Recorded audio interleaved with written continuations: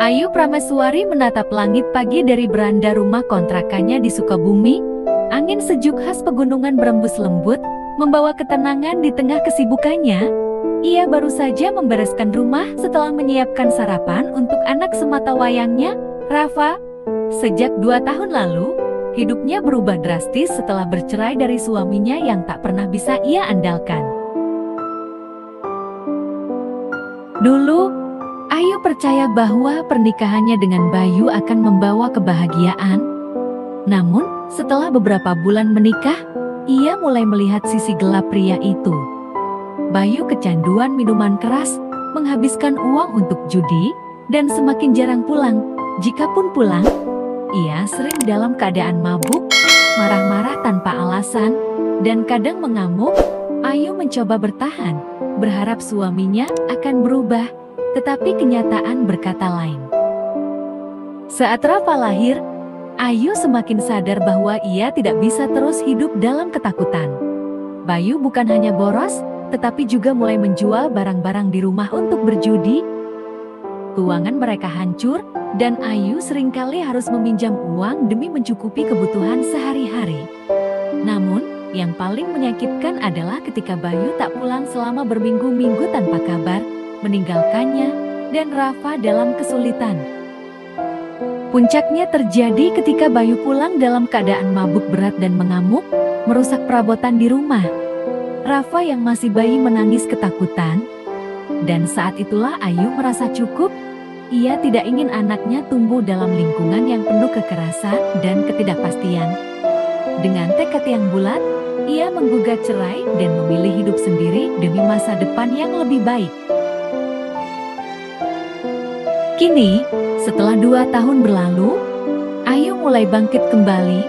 Ia memutuskan untuk memulai usaha kecil-kecilan dengan membuka toko snack makanan ringan khas Sukabumi. Dengan modal seadanya, ia menyewa kios kecil di dekat rumah dan menjual keripik pisang, opak, sal pisang, hingga aneka olahan singkong yang ia dapat langsung dari petani setempat. Awalnya, usaha ini terasa berat, tetapi Ayu yakin dengan kerja kerasnya, ia bisa sukses. Setiap pagi, setelah menyiapkan sarapan dan mengantar Rafa ke sekolah, Ayu membuka kiosnya. Ia melayani pelanggan dengan ramah, menawarkan produk-produk berkualitas yang ia pilih sendiri. Sedikit demi sedikit, bisnisnya mulai dikenal. Banyak pelanggan yang datang karena suka dengan rasa camilannya yang enak dan harga yang terjangkau. Bahkan, beberapa warung di sekitar mulai mengambil barang darinya untuk dijual kembali. Di sore hari, setelah menjemput Rafa, Ayu selalu meluangkan waktu untuk anaknya. Ia ingin Rafa tumbuh dalam lingkungan yang penuh kasih sayang, jauh dari bayangan sang ayah yang pernah menghancurkan hidup mereka. Setiap malam, sebelum tidur, mereka berbincang, membaca buku, atau sekadar menikmati waktu bersama. Meski hidup sederhana, Ayu berusaha agar Rafa tidak merasa kekurangan kasih sayang. Di akhir pekan, Ayu sering pergi ke pasar tradisional untuk mencari bahan-bahan terbaik bagi usahanya. Ia juga mulai belajar cara memasarkan produknya secara online agar lebih banyak orang mengenal makanan ringan khas Sukabumi yang ia jual. Perlahan tapi pasti, keuntungannya bertambah, dan ia mulai bermimpi untuk membuka toko yang lebih besar suatu hari nanti. Namun, di balik kesibukannya, Ayu tidak bisa menepis rasa sepi yang kerap datang. Melihat teman-teman seusianya memiliki keluarga yang utuh terkadang membuatnya bertanya-tanya, apakah ia masih punya kesempatan untuk mencintai dan dicintai lagi? Ia ingin seseorang yang bisa menjadi teman hidup, seorang pria yang bisa menerima dirinya dan Rafa dengan tulus. Beberapa pria pernah mencoba mendekatinya, tetapi Ayu selalu berhati-hati. Ia tidak ingin jatuh ke dalam pernikahan yang salah lagi. Ia ingin memastikan bahwa jika suatu hari ia menikah lagi, pria itu harus benar-benar bertanggung jawab dan bisa membimbing keluarganya dengan baik.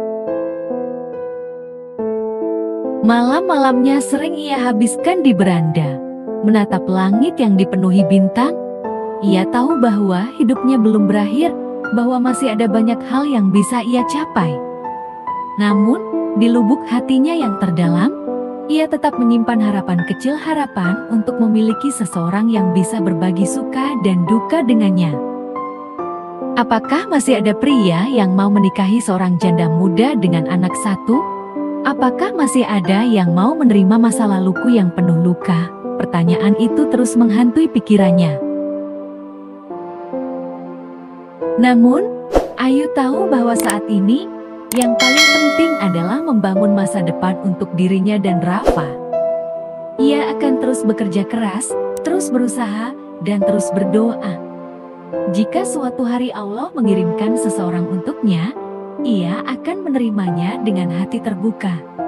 Namun, jika tidak, ia tetap akan menjalani hidup dengan penuh semangat dan keyakinan bahwa dirinya masih berharga.